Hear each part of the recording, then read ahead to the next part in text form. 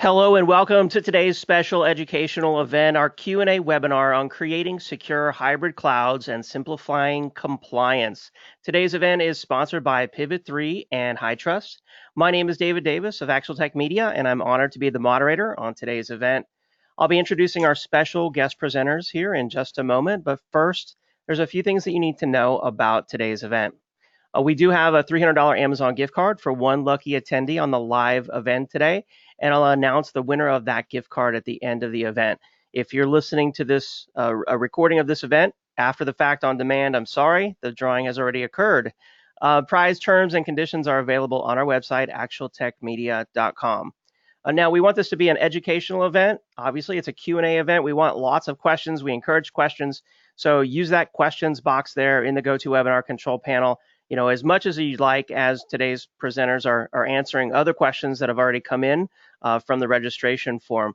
So we'll be trying to answer every single question that comes in, either electronically or verbally. So we appreciate all of your questions. Now, during the event, I'll also be asking you, our audience, a few poll questions, and we'll be sharing the results of those poll questions with you and doing a little bit, of discussion around those, so you can see kind of how you stack up with your peers who are on the event today. Today's sponsors, you can follow them on social media over on Twitter. They are HighTrust and Pivot3 Inc. Make sure you check those out.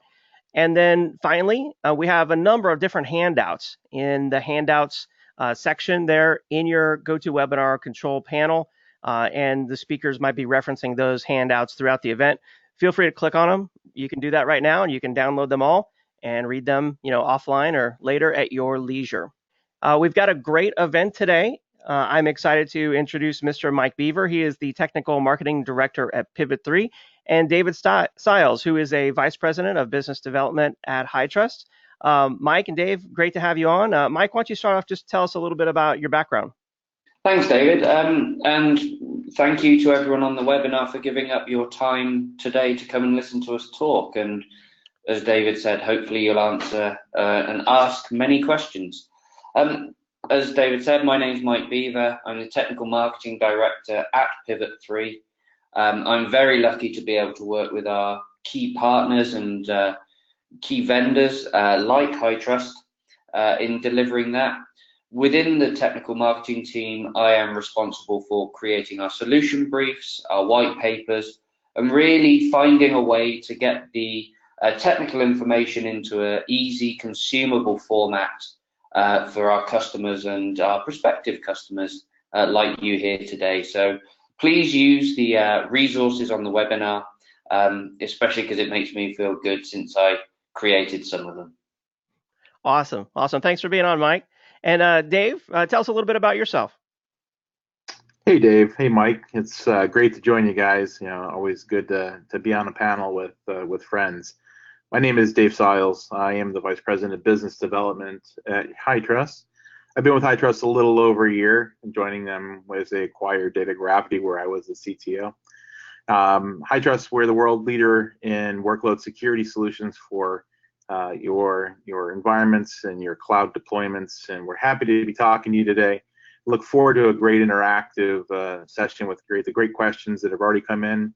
Feel free to ask new questions. If you're looking to learn more about HighTrust, please refer to the handouts that we have preloaded, or visit us at our website, hightrust.com. But we look forward to the conversation. Thanks for having me. Excellent. Thanks, Dave. Thanks, Mike. So let's go ahead and kick it off. We've got a ton of questions that came in from our website on the registration page. I want to point out we are going to give out this $300 Amazon gift card at the end of the event, so make sure that you stay tuned for that. But before that, we got a ton of questions to be answered here.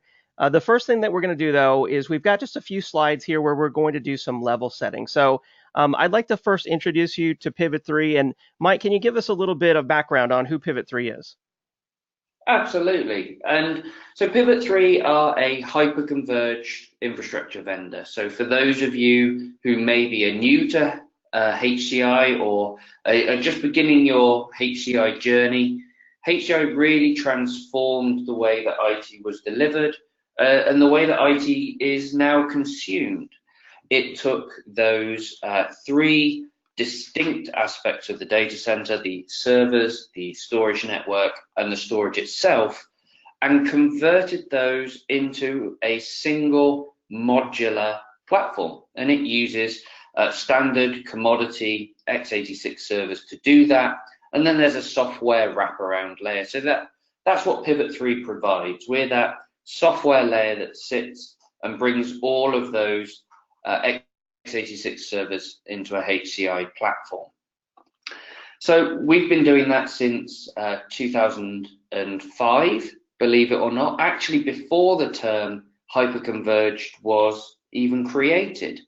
We were working very much in the video surveillance and security world at that point. And then in 2009, when HCI really became mainstream, we migrated our business focus and we started dealing with data center workloads alongside those video surveillance workloads. So really representing kind of the best of both of those worlds and delivering those modular data centers around the world. So if we can move on to the next slide. So the key thing around Pivot 3 is the 4 pillars on which it's built. So the first one is performance, and that came through an acquisition that we made of a company called NextGen, NextGen Storage out of Colorado. They are the absolute industry leaders in NVMe technology, so non-volatile memory express technology, which is ultra high performing and ultra low latency. And they also had a quality of service engine, an intelligence engine that allowed customers to determine how important a workload was for them and set performance service level agreements around those workloads. So very simple policy-based management and a way to make sure that the right workloads were getting the right performance at the right time. The second pillar is scale, and that scale comes from our history in that video world. So we are widely acknowledged as being the largest scaling HCI vendor out there, often dealing in multi-petabyte environments and handling them with ease. Efficiency, again, comes from that world. We don't rely on replication. Unlike the other HCI vendors, we're not going to make multiple copies of your data and spread them all over the place. We use a patented technology called erasure coding to do that. And one of the pre-questions, we'll talk about that a little bit more later. And the final one is resilience. We're in a 24/7 world now. Everything is always on, and our businesses are always on. So a key part of Pivot 3's philosophy is making sure that resilience and your infrastructure stays on to meet those always on business needs. And then with that, our tight integration and our excellent partnership with HITRUST allows us to help you secure that data and make sure that you meet any compliance requirements. Awesome. Thanks, Mike. Good overview there. Good introduction. Now let's talk about HITRUST. So Dave, could you tell us a little bit about HITRUST? What do you all do? Sure, great. Thanks, Dave. Well, for those of you who aren't familiar with HITRUST, we've been around about 10 years, and HITRUST is the world leader in cloud workload security solutions. And when we say the term workload, most people quickly go to virtual machines, but that is just a part of it. You know, we focus on securing not only the actual operating system and the data involved, but also the people and the infrastructure around that. And our real mission is to make cloud infrastructure more trustworthy for organizations by delivering it through our cloud security policy framework, bringing visibility, insight, and control on any cloud at any time across any compute environment a customer chooses to run on. We do this, next slide, please. We do this with our cloud security policy framework. And the cloud security policy framework really helps customers address their core concerns around securing their data and ensuring data privacy, helping lock down the infrastructure and preventing abuse or misuse of admin credentials, automating compliance. Everybody's dealing with compliance these days, whether it be GDPR, PCI, HIPAA, or other regulatory requirements. We can help with that environment with our framework of being able to automate those tasks. And then where customers are trying to leverage their hybrid cloud environments or bring in multi-tenancy, you know, it's a strong use case for leveraging the security policy framework And as you can see in the pinwheel there, we do bring a rich set of features around surrounding the workload security and protecting the infrastructure, people, and the data. And for those of you that would like to learn a little bit more about this, the HITRUST Cloud Security Policy Framework brochure is available in the resource section for download and review. Awesome, awesome. Thanks, Dave. So before we jump into our first question, which by the way was a very popular question from the audience, I have a poll question for you. So let me pop up this poll. And on your screen, you should see a question. It says, what are the top priorities for your organization in 2018? And this is a multi-select question, as you might have multiple priorities. You can select multiple answers. So I'm going to give everyone here a few seconds to answer the question, and then I'll share the results, and we can do a little bit of discussion. All right, I see results coming in. Thank you, everyone who voted. Let's give it just a few more seconds.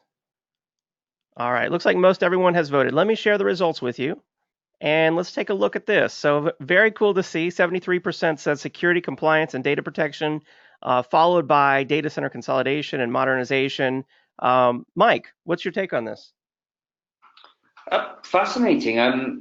I'm glad that everyone's taking their security and their compliance so seriously. So that's a really good thing to see. It's pretty interesting for me, though, that second, third, and fourth are all pretty equal. So we're hitting that refresh cycle where we realize that budgets maybe aren't going up like we thought they might after the last economic crash. At best, they're staying flat, and in most cases, they're going down. So we've got to change the way that we consume IT, and HCI is a great story for that. Again, dealing with clouds, cloud migrations, whether those are public clouds or hybrid clouds or even private clouds, where an IT team's looking to become an internal service provider, is pretty good. And then again, we've got to be more responsive. This goes back to that 24/7 business.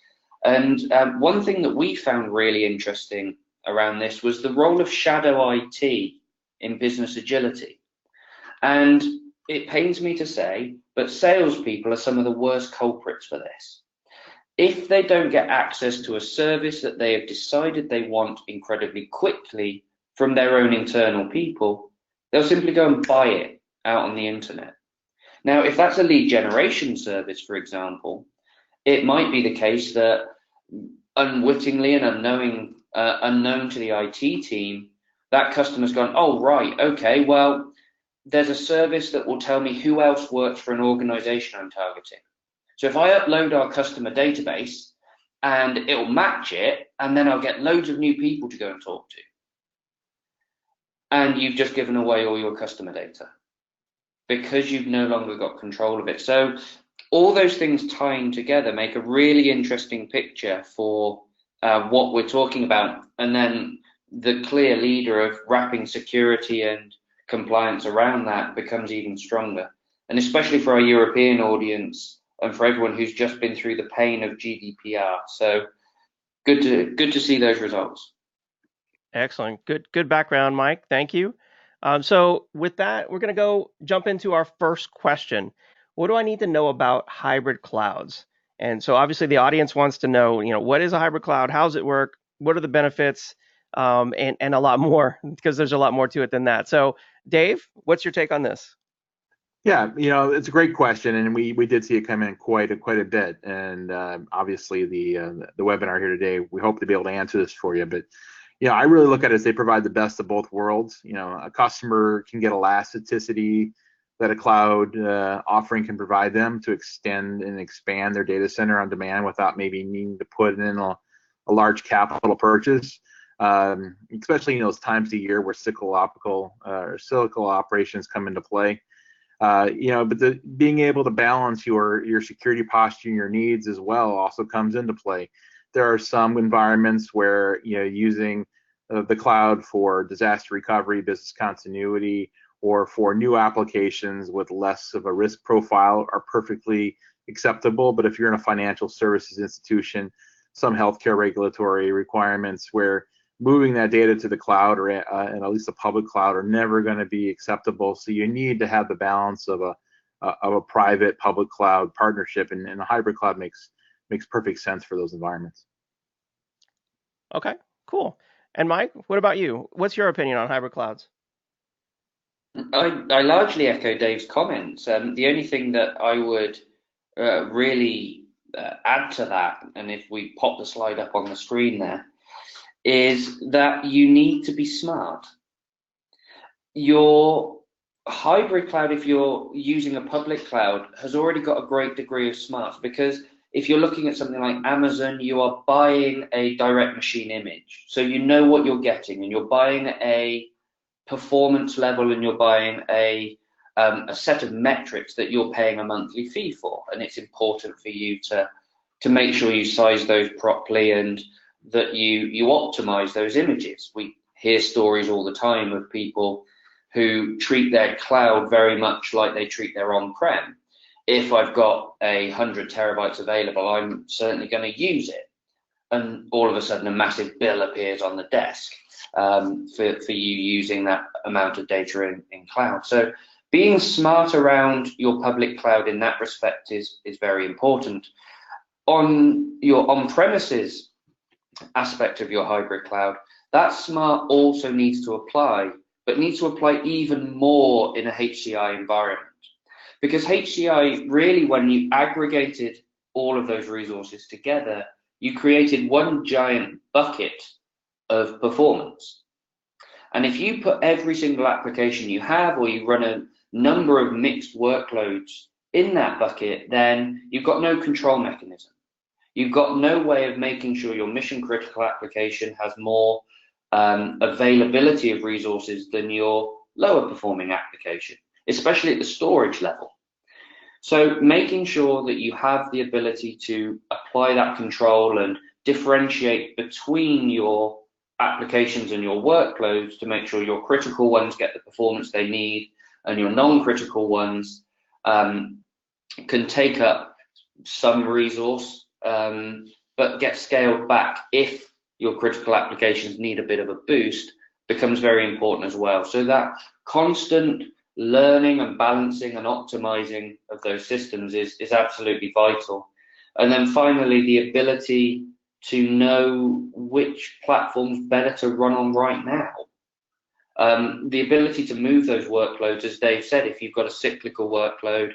The famous story that Microsoft used to tell about Azure was Papa John's Pizza, where during the Super Bowl, more pizzas were ordered than absolutely any other time of year. So what Papa John's would do was they would burst instances of their ordering database up into Azure in order to deal with that extra demand and still provide that customer experience. And then intelligently, based on the performance metrics and the number of hits the websites were getting, would scale that back as the order volume decreased, or scale it up as the order volume increased. But it's that intelligence behind it that really makes it a smart solution and really gets the best out of all of it, and helps to keep the cost down as well. And that's always vital. Okay, awesome. Great answers. Let's move on to the next question, and that is, what are the advantages of hybrid cloud over public or private? So a lot of different kinds of cloud, but Dave, can you address the advantages specifically of hybrid? Well, sure. I mean, the advantage is obviously you pay for what you need when you need to use it, and you can still have the control of keeping your environment on premise for those very high security required workloads. In hybrid cloud, obviously takes the best of both worlds, the best of owning your own private cloud or internal data center, and then leveraging obviously the public resources. So the advantage is you get to pick and mix and match and blend to meet your business organizational requirements, and maybe even your capital requirements, where you may not need to put a CapEx expense out, where you can use some OpEx for compute on demand. Okay, great answer. Cool. So we got a lot more questions to cover. I guess let's keep it moving. Next one here, and I'm going to give this back to you again, Dave. What are the risks of putting my data into the cloud? A great question. Obviously, we just saw it in the poll a minute ago, and number one concern for everybody there was security. First and foremost, people always have to worry about security of their data. If it were to leave the confines of their business, is really kind of the lifeblood of everybody's business. So it's always a valid concern, but fortunately, there are many ways to mitigate the risks of leveraging cloud and cloud services. You can always start with what we recommend, which is encrypting your data. Start with a strong, proven crypto solution, and the second part of crypto is obviously owning your own keys, right? Whether it stays on premise, you use a hybrid cloud, or move it to the public cloud, you always want to be able to own the keys to your kingdom. I think the second is maybe lack of standards. Not all clouds are created equal. So you really need to look at the differing offerings providers provide. There are many different SLAs and security guarantees. Some public clouds use a shared responsibility model where you're responsible for bringing the operational aspects. You're just renting the infrastructure. So you really kind of understand what you need from a perspective. If you need a higher level classic care, maybe you're looking at a more boutique kind of service provider. And just because you're looking to leverage a cloud, you shouldn't blindly give up control. You always need to be able to audit and provide good security hygiene around your operational infrastructure, and audit it just like it would still be inside of your corporate data center. And then the last, you can't talk about cloud without talking about cloud outages. You need to evaluate what the impact would be to your business if your prospective provider were to go down. Is their SLA going to meet your business needs?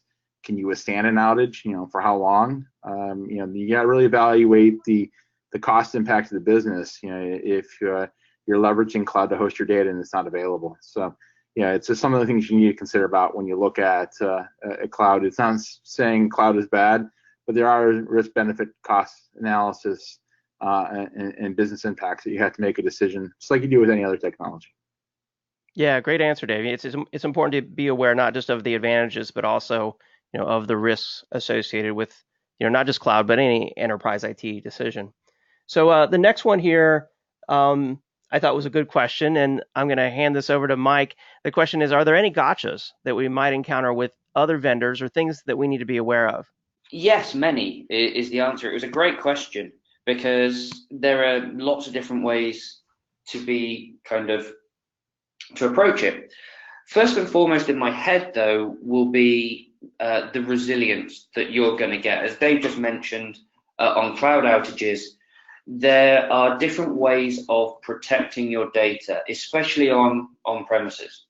So if you look at most of the HCI vendors, they rely on replication to protect data. So take your original application generated data and copy it to 2 or 3 other locations for safekeeping.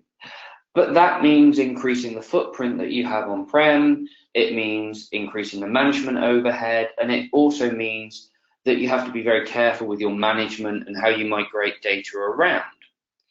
So replication is fine in that respect, but it also then drives a negative correlation with the efficiency of your storage as well, and the efficiency of your system as a whole.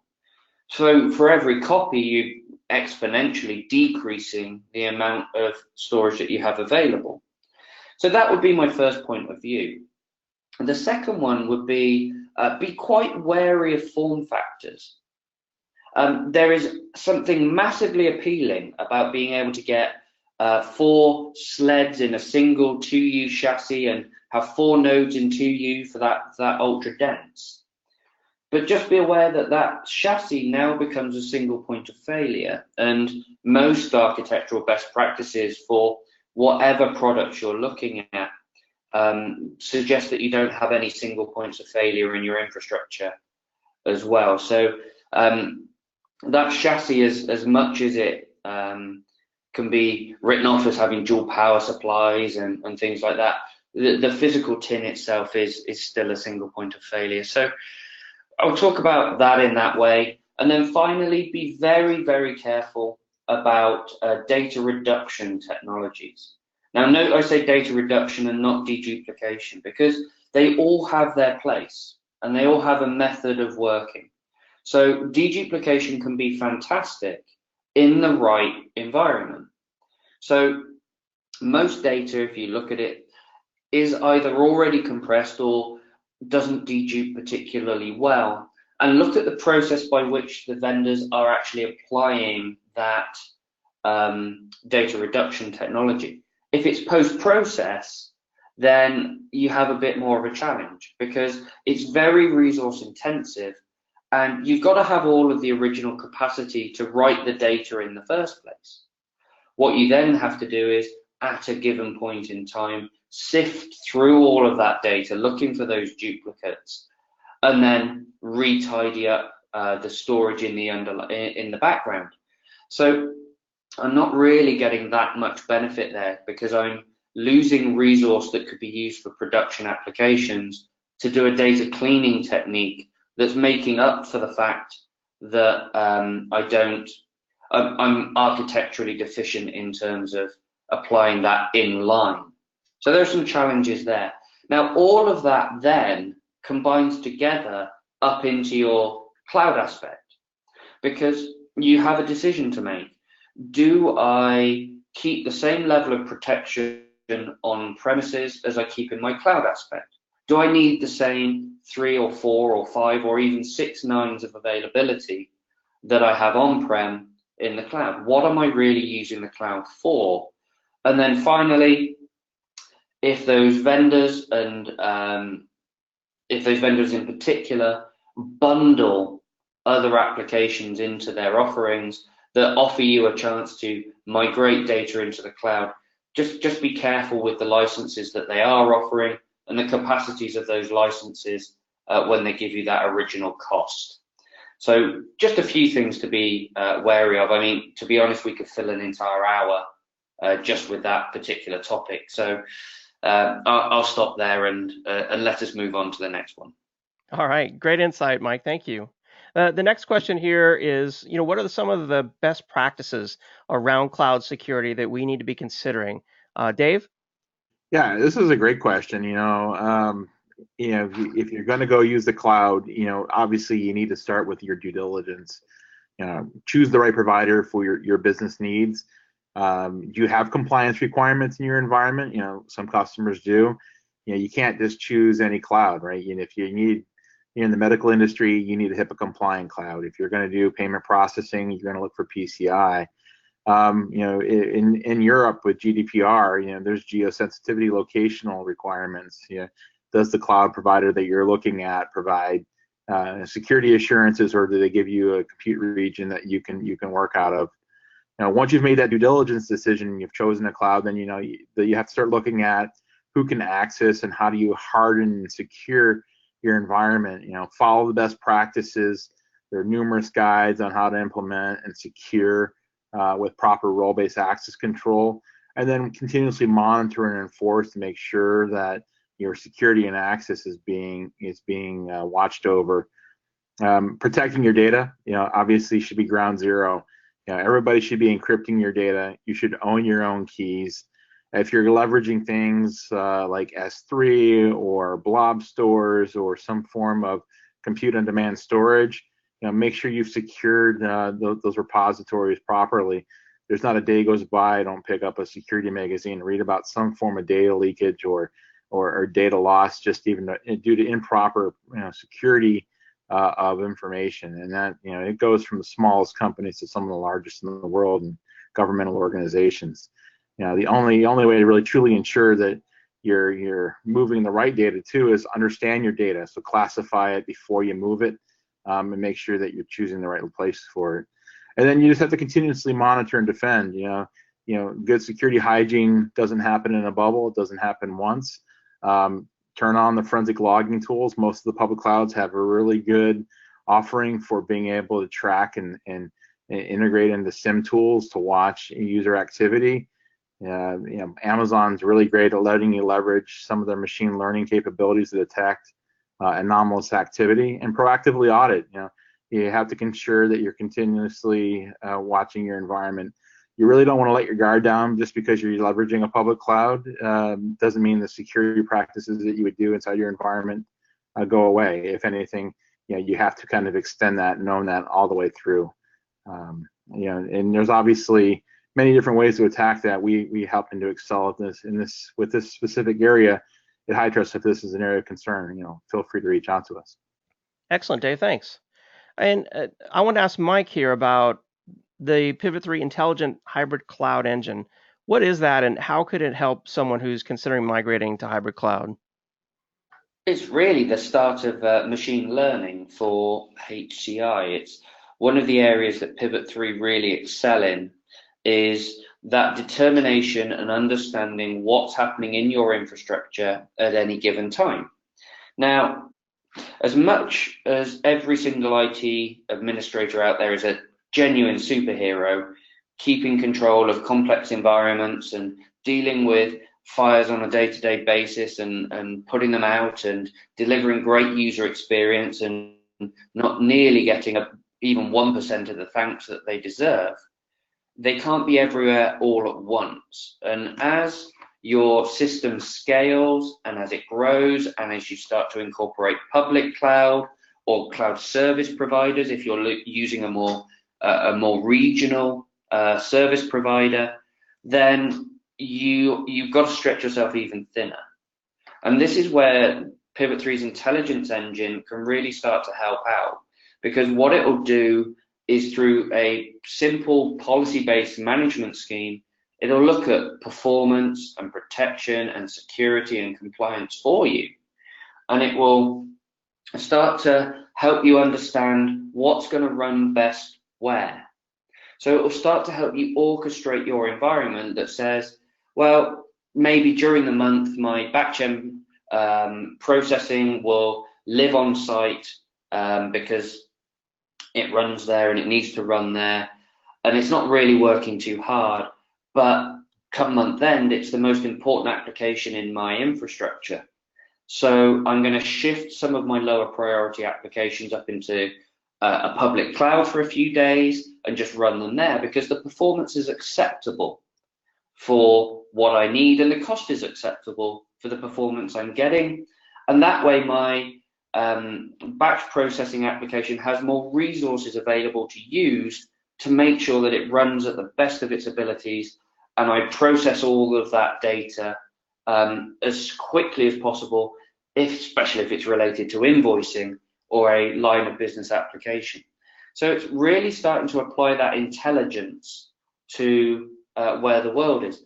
Now, one of the opinions that I have, and something that Pivot3 is driving towards, is that applications are going in one of two directions. They're either going to be mission critical line of business, or they're going to be everything else. And now what the intelligence engine will allow you to do is have suggestions and manage that system for you. Now, I'm of the firm belief that as long as there is someone's job on the line, a mission critical or line of business recommendation from an orchestration tool will only ever be a recommendation. It will still require that human input to say, yes, move that workload, or yes, enact that recommendation. Because if it breaks or if something goes wrong, then it's what we affectionately refer to as an RGE, a resume generating event. For everything else, let the system deal with it. Let the system move it around. If Amazon have a special offer on this week where storage is half price and CPU and memory is 25% off, and it would be cheaper and just as performant for you to run that workload in the cloud for that time, go and do it and automate that process. So manage the system according to the framework that I put out, so I can concentrate on the really important stuff.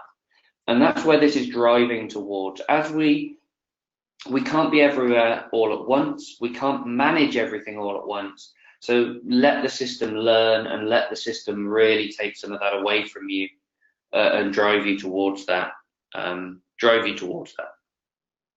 Very cool, Mike. I love the freedom that the hybrid cloud engine that you just described, can give IT organizations, the ability to move their data quickly and easily from one cloud to another and move their applications.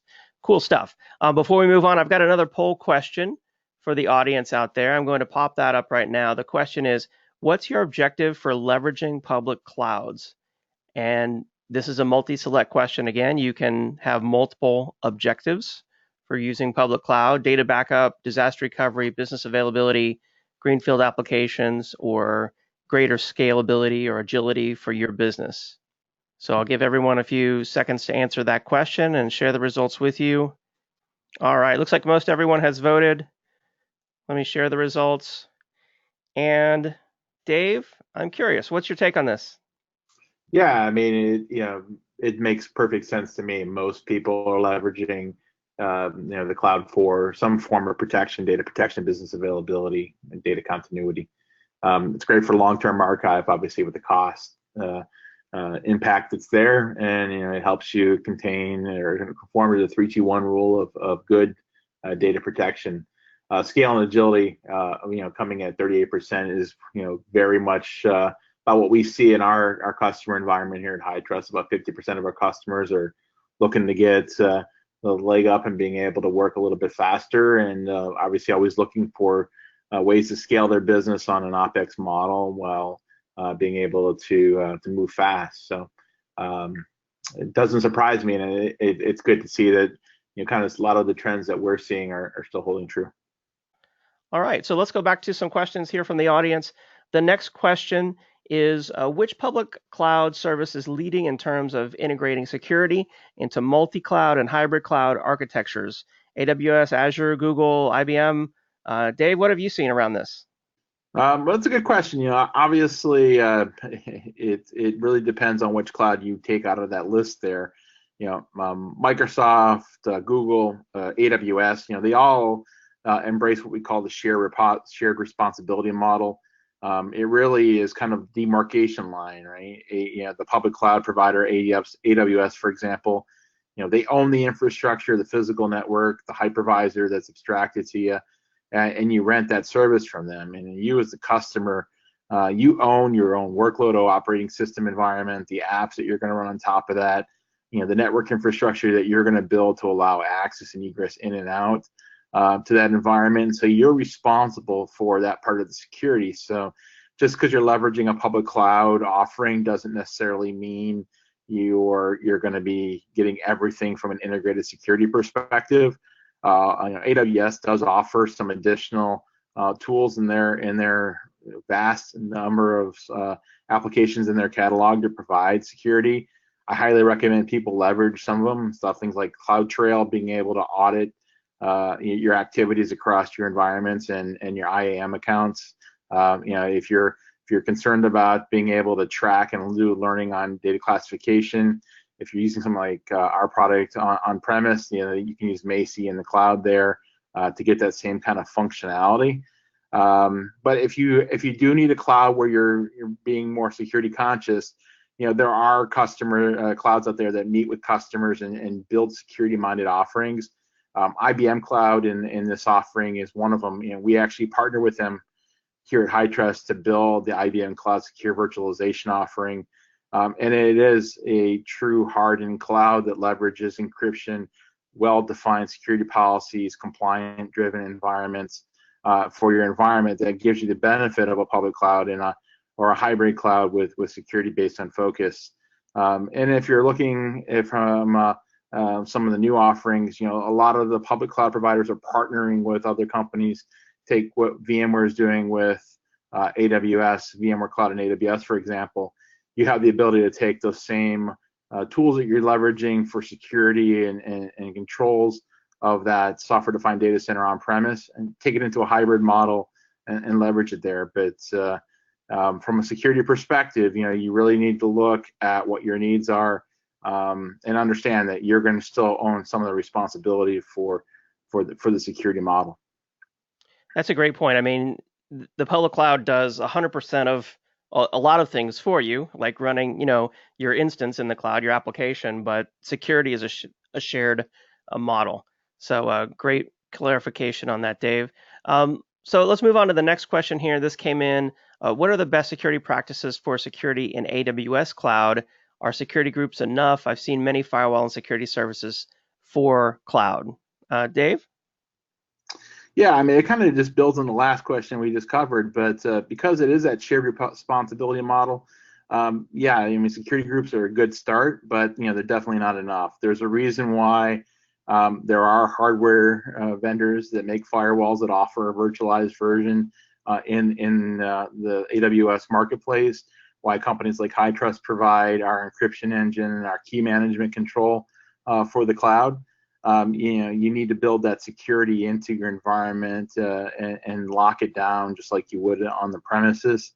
You really want to start by controlling who can have access to your VPC in AWS for one. Offering too much access in is like leaving the doors wide open and a sign saying, come in and take what you like.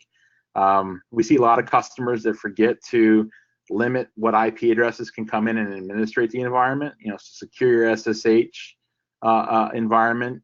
If you really have a security environment you're really worried about who can come in and access but need to have that, provide maybe a bastion host with strong two-factor authentication as your jump box into that environment.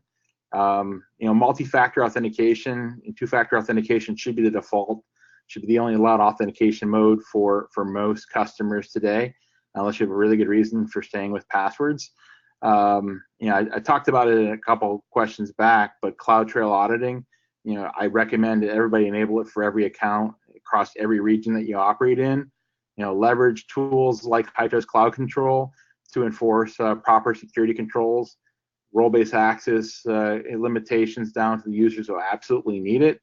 Don't forget about looking at the images that you're trusting the power on. Just because an AMI image has been published doesn't mean it's necessarily been validated in the recent amount of time for new vulnerabilities that have come out. So scanning and whitelisting your images. And last but not least, encrypt your data and own your own keys. I mean, your best defense is making sure that no one who can exfil data has access it without your permission. All right, great insight. Thanks, Dave. Next question here. What's the best approach for having apps move between public and private clouds? Mike? Yeah, and another great question. It comes down to three things. Now, I'm very lucky. I get to chat with CIOs and IT directors day in, day out, and I hear really three things. I don't really care where it runs, Mike. I care about three things. I care about cost performance. Is the cost that I'm paying acceptable for the performance I'm getting? Now, note that I didn't say cheap. Am I getting the best performance for the cheapest cost? No, that's not the right way to look at it. So is the cost I'm paying acceptable for the performance I'm getting? Same with resilience. Is the cost I'm paying acceptable for the resilience I'm achieving? And finally, user experience. Are my users happy? Because let's face it, no one likes being shouted at. So really the best approach is to look at your applications and then look at them in two ways. So look at those mission critical line of business applications, and of those three categories, decide which is most important to you for those applications. It might be cost performance. Now, if it's, say, a tick database for financial markets, it's got to be absolutely screaming fast. But it doesn't need that much resilience because the data is so transient, and it doesn't need that much user experience because it's not really users that are using that. They're simply using the outputs that database is giving, or the system's entirely automated. If it's VDI for my C-suite, for example, or my traveling salespeople, then I care about user experience and I care about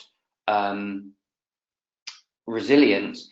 But if they're only using a couple of applications and I publish those in a storefront kind of way, then maybe they don't care as much about the performance of that application right then and there. So that's kind of the first approach that I would take in terms of moving apps between public and private clouds. And then I would look at it from a security aspect as well. And as Dave has quite rightly pointed out with the previous two answers, what can I afford to let off site? and always work on the risk that that data is going to disappear at some point. At some point, a human element will break the chain and that data will appear somewhere it's not meant to be. So take all the measures to protect it, but then make the decision, well, how do I reduce the risk surface to that data and to those applications? So by doing that, by reducing that risk surface, you can then make a decision, should this data go off-site? That's the smallest, that's the largest risk surface if the data leaves the building. If the data is only ever going to stay on a nice lock site with lots of security around it, then that's a minimal risk surface. So really taking that approach will give you kind of that all-encompassing kind of thing. And then the one thing over the top of all of that is cost. Can I afford it? Does it fit in my budget, or do I have to make the budget fit to those requirements? That's probably how I'd approach the decision on moving apps between my public and private clouds. All right, great insight. And I know that's, a common point of confusion. If you're talking about running applications in two different places, well, where should you do it, and what data should be where? And that kind of goes to the next question here, which is, what's the best practice for integrating cloud-based and on-prem databases? Should you move the data to the cloud, or should you move, the critical data on premises? Mike? Yeah, point of kind of complete openness. I am not a DBA. I would never profess to be, and quite frankly, DBAs out there exist in a world of black magic and wizardry, as far as I'm concerned. What I will say is, look at it in terms, again, in the terms we've just described. Make the decision where your application is going to run in its primary and most consistent state. If it's going to be a cloud-based application that runs in a public cloud or a similar environment, then make sure that that is the data that is being synced first. So where the data is originating, I would always make sure that that's the most up to speed. Then you have a series of decisions to make about what your acceptable synchronization times are. Can I, or do I have the capacity to do a real-time sync between public cloud and on-prem? If not, then what's my acceptable sync window? Is it 2 or 3 minutes? And using a tool like a Zerto or a Veeam even to move that data and migrate that data in the background. Is it a little longer than that? Can I afford 15 minutes? Why am I moving data between a cloud-based database and on-prem database? So there are kind of a few more things to consider there. The most important thing I will say, though, is make sure that data is always quiesced and nice and clean when you're spinning instances between an on-prem and a cloud. Otherwise, you're going to be in all sorts of problems with rebuilds and loss of access and things like that. Okay, cool. And then here's another question, similarly, on the same lines. Can I have a local application burst into the cloud by using a hybrid setup? Absolutely. I gave the story earlier of Papa John's using Azure to do the same thing. It's very common to do that, and it's a great way to meet any elasticity requirements or seasonal peaks, particularly in things like retail around Christmas, or particular cyclical processes, batch processes, EDI, information gathering, that kind of thing. Web farms, if you run a heavy online presence. Yeah, absolutely. It's a great method to do it. And the great thing is, if you're controlling that and you're using an intelligent management system to look at your performance thresholds in the on-premises instance of the application, you can actually automate an awful lot of that process when certain performance thresholds are breached, maybe application latency or particular response times to web pages and that kind of thing. Okay. And then, once we have a hybrid application running, What about failure? What happens when I have a failure? How do you manage that, Mike? Um, you use an incredibly good piece of backup software, generally. Application failover, you can do it in one of two ways. It's really that there's a phrase in the backup world that everyone needs to know. It's called RTPO, Recovery Time and Point Objectives. Recovery time is how quick do I need my application up and running? If it's mission critical line of business, then it really shouldn't go down. So you would try and build into that production instance of the application a large amount of resilience to make sure the application always stays up. So in an RTO situation like that, you want to come back as quickly as possible. So you'd either want a synchronous replication to a secondary site if you're using a hybrid cloud, to a co-located data center with an MSP that's tier 1. If you've got a little longer, then you can work out what went wrong first, and then go back to a recovery point, which is the amount of data loss that I can suffer, or the amount of time between my failure event and the last copy of that data that I took, or the last replica of that I made. And that gives you a little more time, and you can spin that up, and you can bring that back up online. Now, the only thing I will say that you need to be very careful about is networking IP schemas, DNS schemas, things along those lines, to make sure you don't get clashes and overlaps and cause problems that way. A lot of the applications out there will take care of that for you, but it's just very important to make sure that you have that well documented and well managed. And throughout all of this, and throughout any disaster recovery and failover process, having a well documented, up to date, that's a key thing. Every time you create a new application, update that process and update that documentation. As long as that's up to date and you're managing that process and you're actually following that process, then you shouldn't really have too many problems in managing that application failover without too much issue. Yeah, great advice. I mean, application failover is going to occur sooner or later, so we got to be prepared. Here's another question that came in. Is there a way to set up some job alert that if data is breached on a certain hour or day, you get a notification email? Dave, is that possible? Yeah, no, absolutely. There's actually many ways. There's not a silver bullet per se, because you have to look where the data is being accessed, and is it where it's being exfiltrated? Is it going out a USB drive? Using something like a DLP solution, if it's going out mail, or doing content analysis at the edge. But yeah, you would want to leverage some solution that kind of gives you data classification. Also, something that can also help learn and model your user behavior. It's a great way to start. You obviously want to make sure you're using some form of security event management tools. A SIM tool is critical for organizations. You want to log every security device you have, an application that's doing that kind of content analysis to the same repository.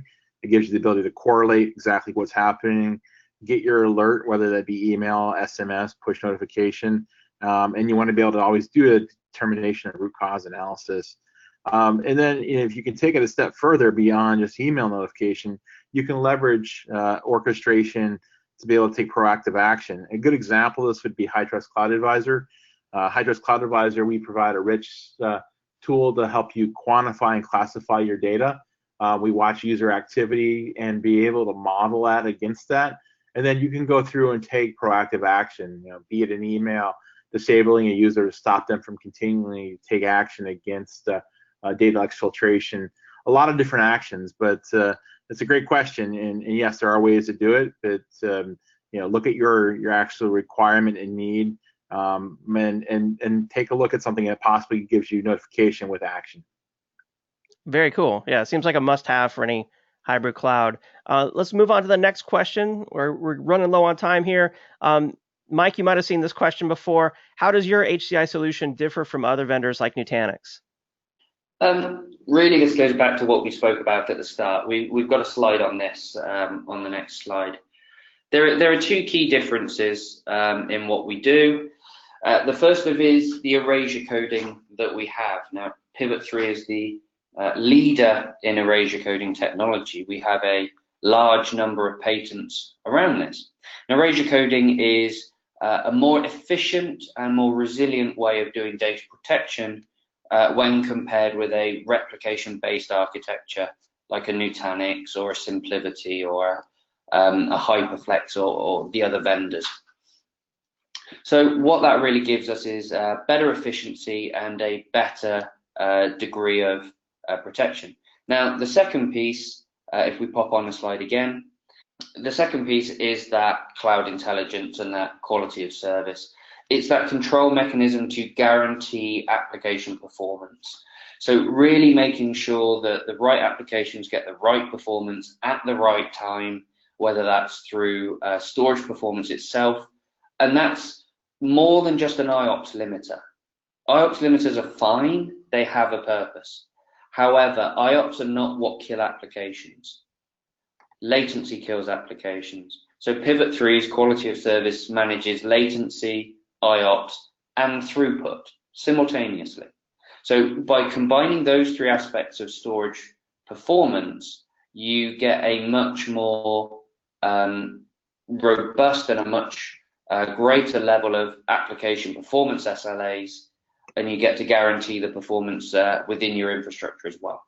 Those two things, the level of protection and the storage efficiency, and then through erasure coding, and then the intelligence through quality of service are what set Pivot 3 apart in the HCI world. Very cool. We're running out of time on the event today. I think we're going to have to bypass this last question here. We still have a number of questions we'll have to get back to from the audience electronically. We've had a lot of great questions come in. I'm going to do our drawing now for the Amazon $300 gift card. But before I do that, I want to call attention to the information that's on the screen. If you have more questions about hyperconvergence and hybrid cloud, compliance, security, all those things, you know who to contact right there on the screen, Pivot 3 or HITRUST. Also visit their websites, or if you're at VMworld, make sure you drop by their booth. The winner of today's Amazon $300 gift card is Francis Reverie from Ohio. Congratulations. We'll reach out to deliver your gift card. I want to thank David Siles and Mike Beaver for being on the event today. Thanks, guys. My pleasure. Thanks for having us. Thank you. Thank you for hosting, David. It was a great session.